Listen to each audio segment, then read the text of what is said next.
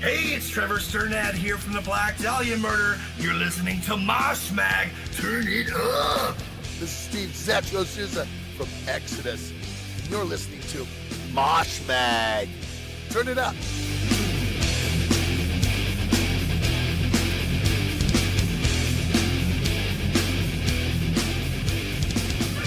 Okay, everyone.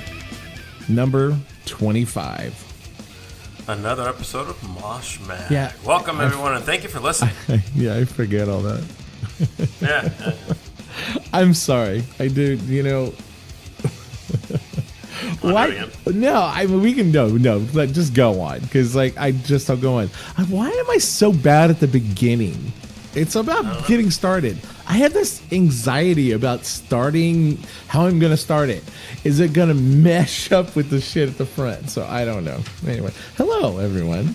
How are you doing? Hello, everybody. There. Thanks for listening. Yes, thank you for listening. And yeah, we're finally back. And we have a few things to talk about. Not a lot of stuff going on in the metal world. And it's kind of trip that we... it's a slow week.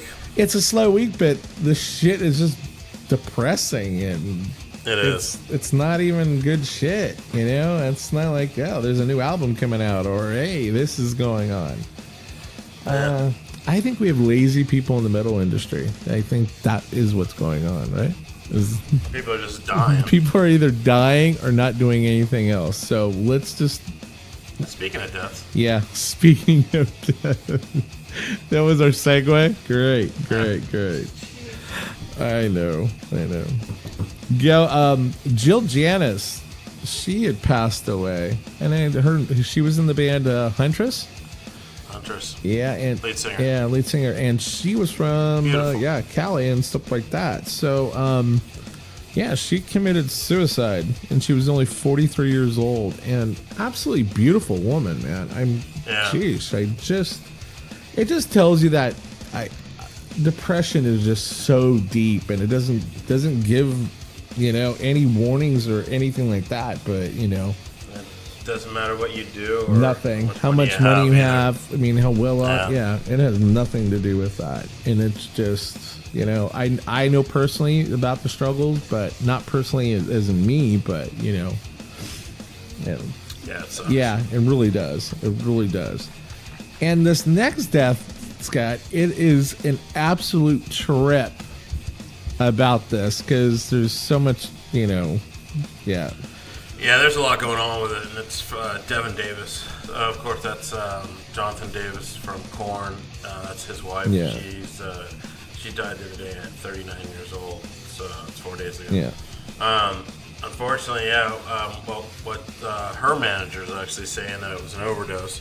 Apparently, she's been going through a bunch of things. I mean, you guys, it's all over. It's all over the news and everything. Poor thing. She was the night beforehand. Unfortunately, her and Jonathan Davis he actually had a restraining order against her the night before this all happened. So, who knows if that has to do with it? I mean, if I was him, I'd feel terrible. You know, it's. Even though it might not have anything to do with it, maybe it did, maybe it didn't, but he'll always probably feel bad for that. Yeah, totally. It's really weird because this was even on TMZ, and I guess when he had the restraining order out, when it finally came out as being active as a restraining order against her, she had then already passed away. So it was like it was right when it came out. Then I guess that she had been.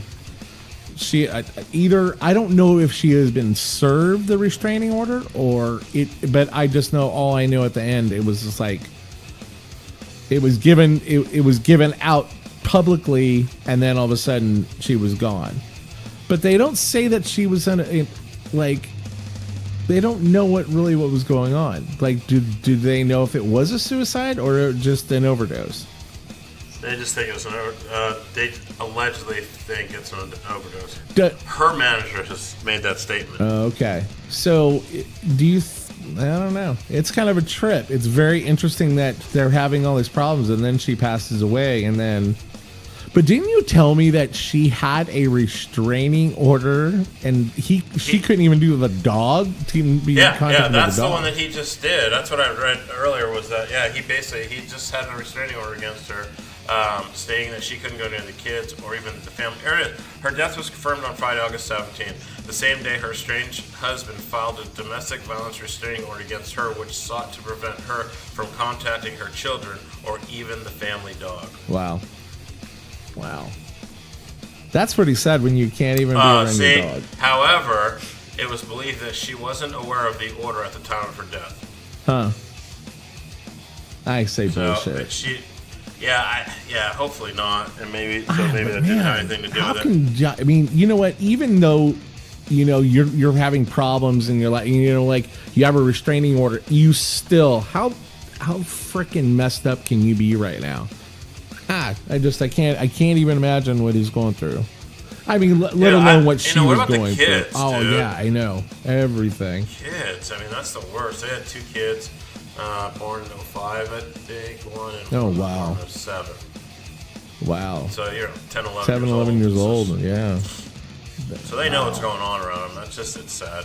And what's sad is, I guess, a lot of what was going on in the house I was reading too is one of their children were diagnosed with diabetes not too long ago.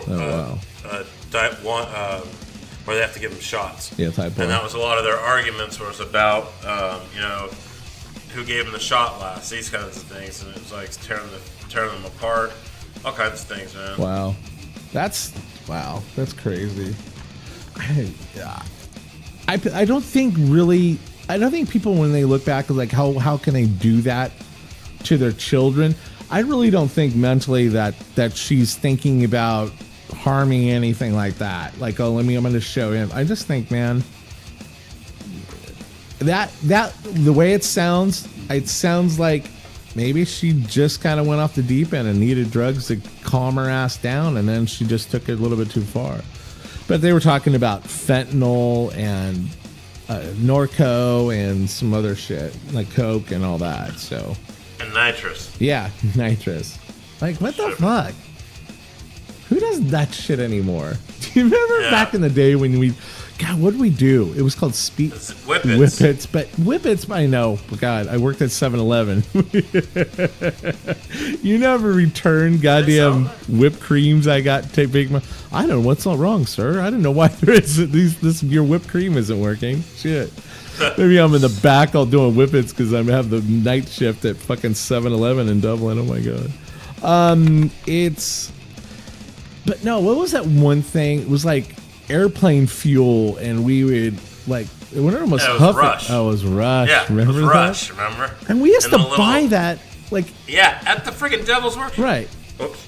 Well, I know. Sorry, guys. I know. Well, nice plug for Devils. Yeah, I know. But yeah, that was so weird, and I remember going, "Holy shit! I can't believe you can buy this shit." That was weird shit. Anyway, if you guys know, it was like airplane fuel, and you would inhale it, and it would just be...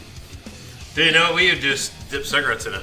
No, I didn't smoke cigarettes. Well, we were crazy. Well, I'm sorry. I didn't smoke cigarettes. Okay. Yeah, that's stuff that we did. No, I know. Fine. You know what? I can't believe we're still alive. Oh, did you? The shit that we did. But you know what? We didn't do any hard shit.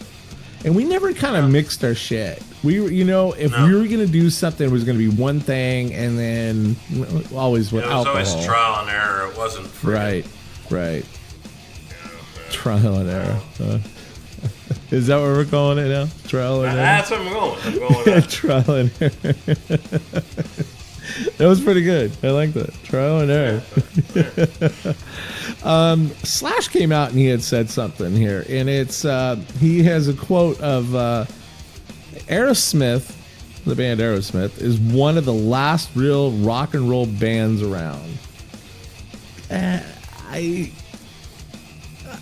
love that we're talking. You know what? I start thinking about it when I read it, and I think one reason we're kind of really talking about it is like, really, he's kind of true. What other major bands like in rock and roll and metal that we have that is called like a supergroup?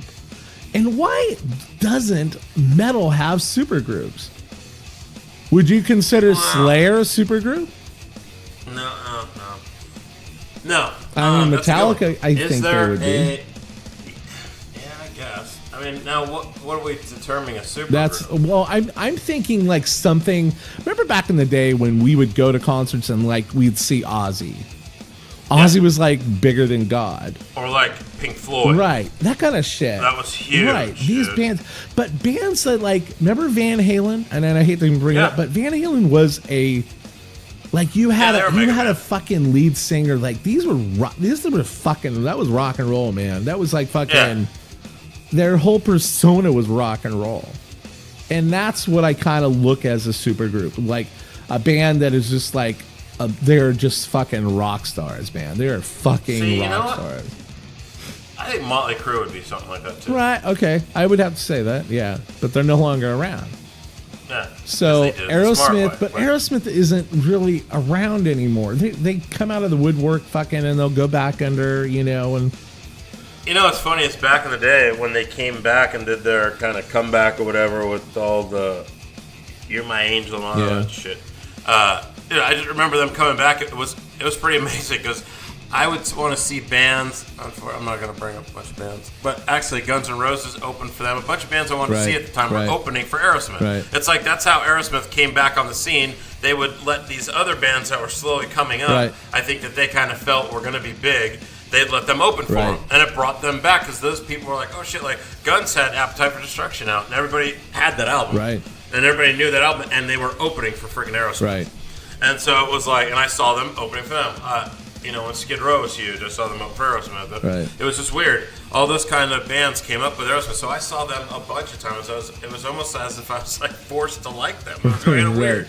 But I'll tell you what, they put on an amazing live show. Yeah. Every single time I've seen Aerosmith, the show, it's been amazing. I remember, and you were talking about bands like that, like opening bands. Like I remember seeing New Year's Eve, and I saw Red Hot Chili Peppers, and that's when Blood, Sex, Magic came out, and I saw it was Primus. It was. But Primus was playing everywhere in the Bay Area, so it was. Yeah, they do they do their New Year's Eve show. I had Nirvana, Pearl Jam, and Nirvana had just came out with Teen Spirit, like the video, like maybe a month before.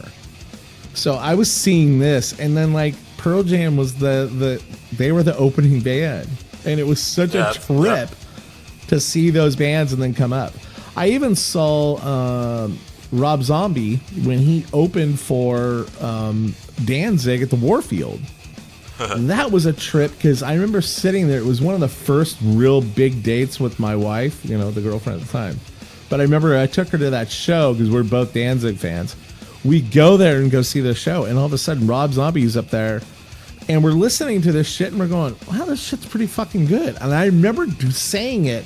I go, I think this guy's got what it takes, and we're sitting there evaluating this guy, and then he really turns out to be the real deal, and it was really fucking kind of cool. But yeah, I think in theory of big bands, I don't see anything huge coming out now. Mm-hmm. Yeah, and I think it's because the music that you're not.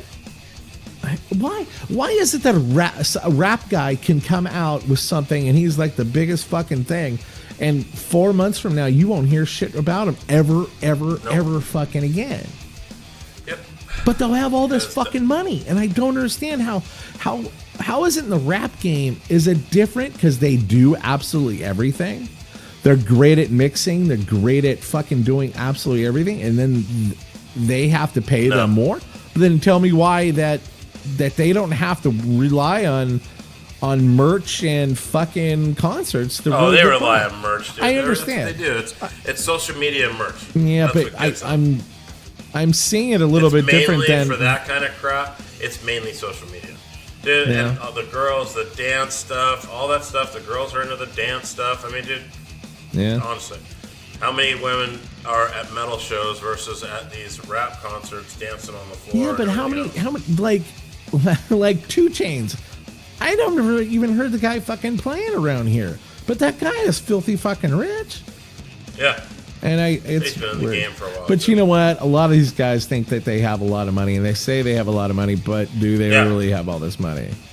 Like or that they're little just girl. spending it right fucking now and not even having shit. No, that's exactly what they're doing because they're all stupid. You know, they're all like blowing all this money. It's ridiculous. Yeah. Yeah. Well, speaking of stupid, no, I'm only kidding.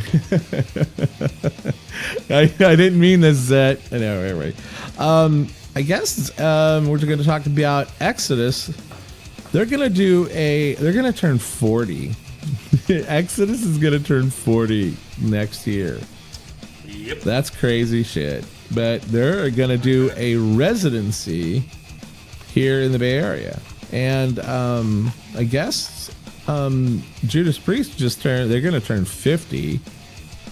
And next year they'll be 50. Next year they'll be 50, and they're going to plan something as well. Not together. I thought they were going to be together. It sounded like together, but they're not going to be together. But anyway, yeah, no, not two bands. They're not going to be together. No, but no, but they're both just because they're both. That's how the article's right. It's funny because hopefully everybody, including KK Downing, who left the band in 2011, will be there as well. yeah. We'll see. Yeah. KK ain't going to do shit. They're so pissed off at KK. I don't understand how you could leave a band and then get pissed off at the band when they go on without you. And then when they need another guitar player, and then they fucking come back and they don't ask you, and then you make a big old stink about it. That is it's like me quitting Mosh Mag and then going and you getting sick, say. And then all of a sudden somebody else comes in for you. Oh, why didn't you ask me? Well, maybe because you quit and told everybody you're not coming back, you idiot. Yeah. Yeah. Anyway. Yeah, that's the thing. But meanwhile. Anyway, with the Exodus thing, I think that isn't it going to be just like what they just did? Like they had Rob Dukes come out, and they have all these other people come out, and have like a 3-day event kind of deal, or 3 different events. So what he said is, so this is Steve tells Noise Creep that they're planning residency in the Bay Area, which of course is their home turf. Right. Here's what he said. I think that we're going to do something in San Francisco next year. We're going to do a residency there, back at home, for 40 years. We're talking about it right now. Maybe 3 or 4 nights at a certain place. We played there last year 2 nights. Called the Chapel. Probably bring old members up, that sort of thing, and see what happens. It's in the talks. It's definitely in the works right now. So again, it would be interesting to see what old members actually show up for this thing. Rob Dukes, Rick Hunnell, and Paul Bostoff, dude, I have terrible names, are all ready to rejoin the group live last year. The big get, of course, would be Metallica's Kirk Hammett, Right. who provided a guest solo on the Exodus track Salt the Wound in 2014. As long as there's no hologram of that late Paul Bailoff, it should be a good time. Speaking of, I know. Wow. Well, let's just kind of ramp right into our other one. Why don't we just go straight into that? That's a trip. And speaking of like holograms and things, let's talk about Dio hologram. I know. I guess that it's all back in the news that everyone thinks that this is a travesty to the whole Dio.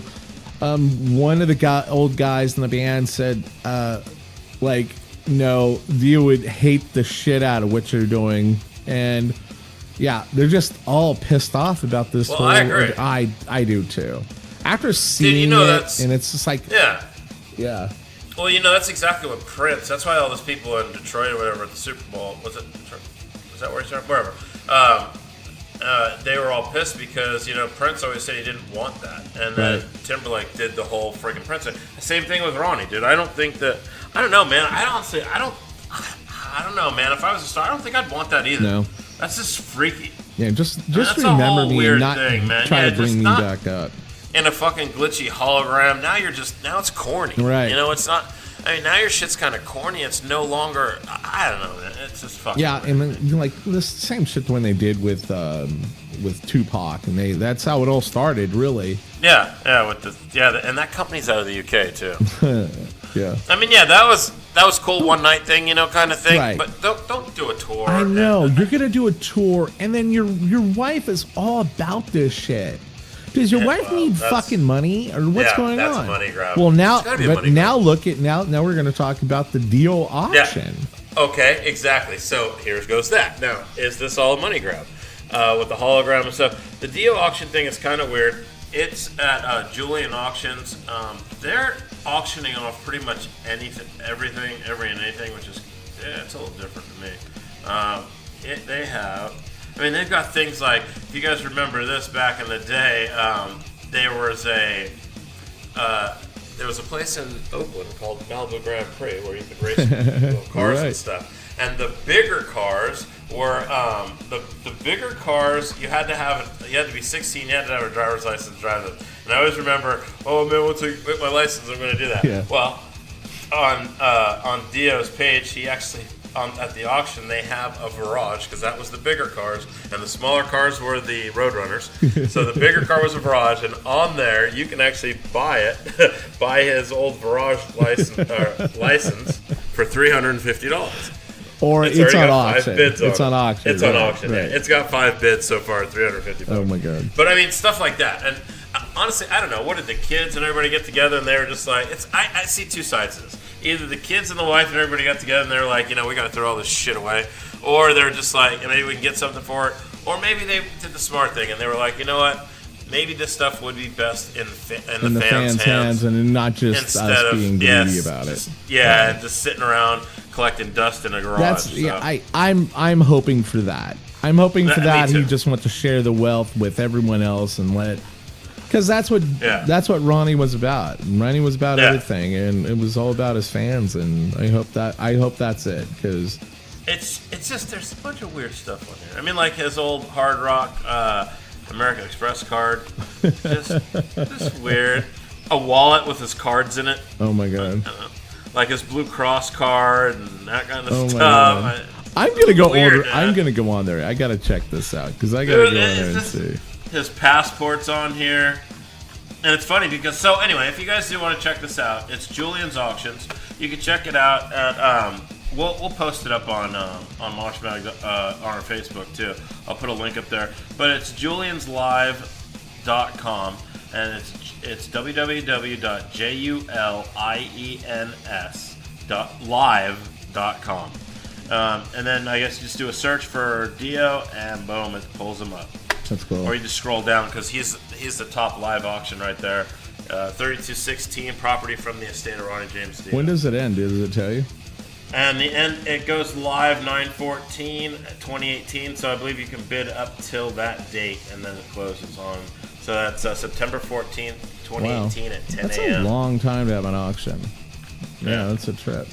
Anyway, This place is pretty cool. I'm going to bookmark it because just for the hell of it, they've got all kinds of old school auctions on here. I would like to Stuff get from something. like Jerry Lewis and all kinds of stuff, man. It's a pretty cool site. Good, very good. Okay, cool.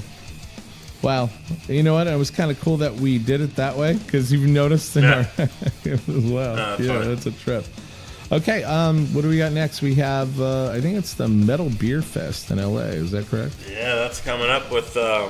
That is coming up. That's the Testament thing we're talking Right. about. You could win tickets to that by doing their form of cryptocurrency, which was piracy. That's right. If you buy enough piracy, Bitcoin, the person who buys the most can win tickets to this Metal Beer Fest, and it's in LA. All the bands have been announced now. It's official. It looks like Testament's headlining December 1st. It'll be Godflesh, the Black Dahlia Murders, Power Trip, Oh my god. Hemus, and I can't read those other two. And then Isn't that no wait? Isn't that the I- trip? Because that is brings us exactly. back. It is exactly. That brings us back to that. Why have a logo you If can't you read? can't I let don't the world understand that, read, guys. I don't understand you guys in bands that have I that know. shit. That is like, so that's a new age thing, dude. So, and then Triptychon, I believe is their name. They'll be doing a special Celtic Frost set, Pig Destroyer, YOB, Skeletal Remains, and Necrot. they are all playing on Sunday the 2nd. So go check that out. It's down in LA. You can look that up. It's a trip because you were talking about the piracy. Chuck Billy just today had a piracy testament shirt. And it had the hand up, had the little, it was a really good shirt. I told him, I said, hey, man, I want one of those. And hey, I just want to say happy anniversary to Chuck Billy and Tiffany. Nice. Yeah, I think they're like 29 years or something like that. Or, damn. Yeah. I don't know, something like that. I don't remember exactly, but it's been a while. I know it's been a little bit. But a happy anniversary to those fools. Happy anniversary, guys. Yeah. She's always been a sweetheart. Yeah, there's been times where Chuck would just like ignore me, and she would go, you know how he is, Jay. You know how he is, Willard. And I go, yeah. Fans first. Yeah. Fucking family and friends fucking last. But anyway, it was kind of weird that we're even talking about it. That Chuck's new, his chief brand of vaporizers. The one we're gonna be doing interviews and stuff. The chief. Made by Lord Vape. Yeah, Lord Vape. Yeah, actually, he made a story in MSN Stock Reviews News, and it talks about all his and how it's just a very interesting article. How it talks about they're talking about the money, and I'm trying to find it, and I just can't find it right now. But it talks about how they came up. And how he kind of pushed forward with with marijuana going legal in California, and how he's really making his mark on having his branded name for metal people. And they talk about rap being like a lot of rappers out there that were doing this and having it for their fans. Like Snoop and, and all these guys and Cheech and Chong and stuff like that. But then they start talking about, there was never really a metal guy out there that was really pushing their stuff. And now Chuck is, and now it's reaping the rewards. So congratulations on that. That's pretty kind of cool that he's on a stock report thing now, Yeah, that's awesome. Any metal. Sheesh, any metal at that. That's kind of cool. Okay, now we're going to go into, hey, I have a band out here, and it's called Saint Breakers. Saint Breakers are from Arizona. They've been around forever. I don't know the whole specs on how many years they've been out and all like that. But they are out here, and they are going to be having, on September 1st, at the Yucca Tap Room. They're going to have their tour kickoff, and they're going to have their new EP that's going to be released. It's Cruel Humanity EP, and they're going to be playing there. They're also going to be going out on tour, which is really cool because they're going to be going to Tempe, 9/2. They're going to be in Albuquerque, Mexico, 9/3, Dallas, Texas, Nashville, New Orleans, Houston, Austin, El Paso, Tucson, and Mesa. So if you guys are even in any of those cities, check it out. These guys are Saint Breakers. And we have a song from these guys that they're letting us play. I don't even think anybody's ever heard this, but you know what? Why not? Let's do it, okay? Let's do it. These guys are Saint Breakers. I know. This is kind of really cool. And, God, let me get this. What was the MTV thing? Oh, remember they used to do that? World premiere video. Dun, dun, dun, dun, dun, dun, dun. No. We need music. We need music. I know. I got we the need board. cool shit in the background. This is Extinction Event by Saint Breaker. Check it and listen.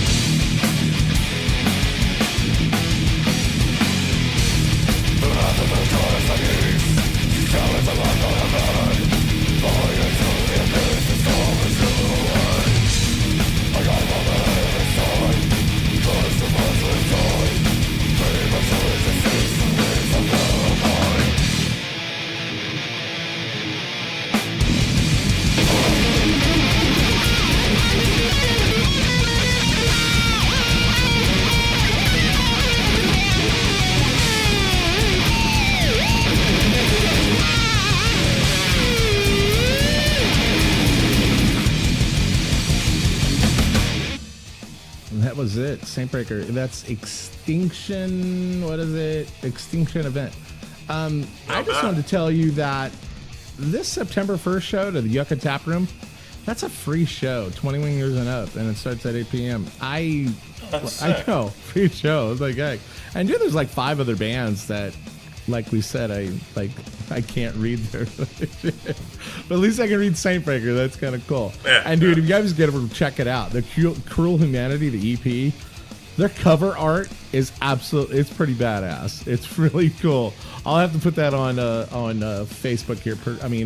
On our Mosh Mag Facebook and all that stuff. It's really good shit. So anyway, thanks guys for letting us play that, and really good shit, man. I can't wait to hear the rest, and I will be getting my free copy, motherfuckers. Right? Shit.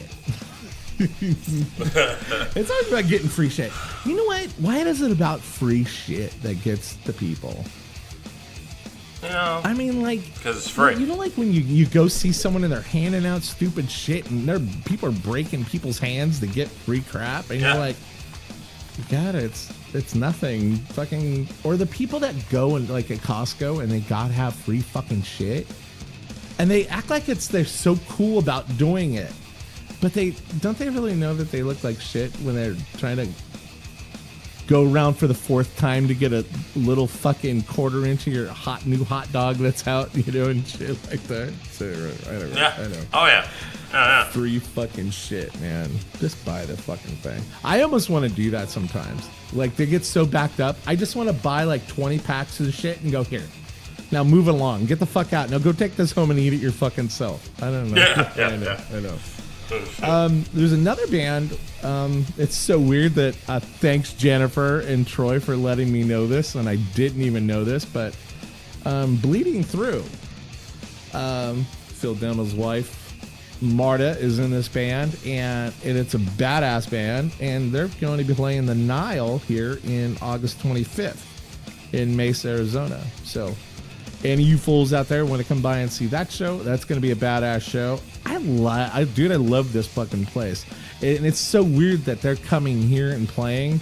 That's the same exact place where Machine Head opened up their last tour. And that was, a year ago almost? You know, and they played that same venue and stuff like that. The same venue. So that is it. I think we are done. I think that's how shitty the world of metal was this last week, and I think this is a short week for us, isn't it? Yeah. So we've only had a few days to really get things together, and we talked about stupid shit and some good shit too. So whatever. Yeah. So why don't you run down all the numbers, man? There you go.